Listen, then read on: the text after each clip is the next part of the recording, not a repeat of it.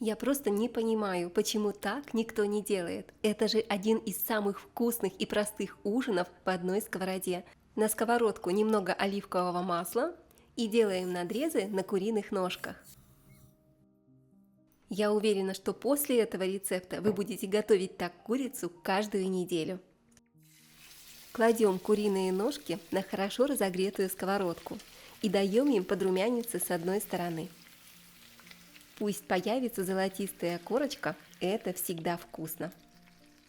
Немного соли и черный молотый перец по вкусу. Обожаю черный перец, он дает невероятный аромат. Немного красной сладкой паприки, можете добавить копченую паприку.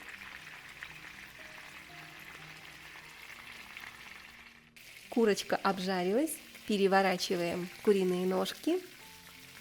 И также даем подрумяниться с другой стороны около 5 минут. Пока курочка подрумянивается, нарежем лук.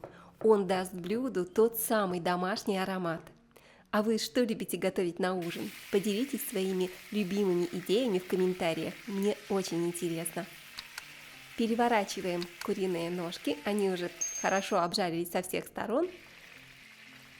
Лук пошел в сковородку. Теперь все готовим под крышкой минут 5. А мы пока нарежем помидоры. В этом рецепте они как основа. Дадут мягкий соус, в котором все потом соединится и станет просто волшебным. Я беру 3 помидора, вы можете заменить их помидорами из банки, если хотите быстрее. Аромат просто невероятный. Помидоры отправляем в сковородку, прямо к курице и луку, немного соли и черного перца. И снова под крышку минут на 15-20, пусть все хорошо протушится, чтобы получилось по-настоящему нежно и вкусно.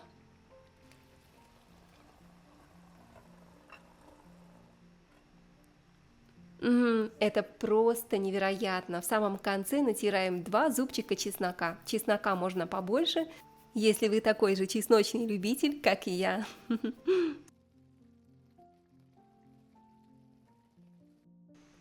Разбиваем в миску яйца. Я беру 5 яиц. Они добавят мягкости и сделают соус густым и насыщенным. Уже представляю этот вкус. Просто хорошо перемешайте яйца вилкой или при помощи венчика. И в самом конце вылейте яйца в сковородку с курицей. Огонь средний или минимальный. И под крышку еще на пару минут. Напишите, добавляли ли вы когда-нибудь яйца прямо в такие тушеные блюда. Мне очень нравится, как они связывают все вкусы вместе. И нарежем небольшой пучок любой зелени. У меня петрушка, вы можете взять кинзу. Посыпаю зеленью, выключаем плиту. Аромат просто божественный.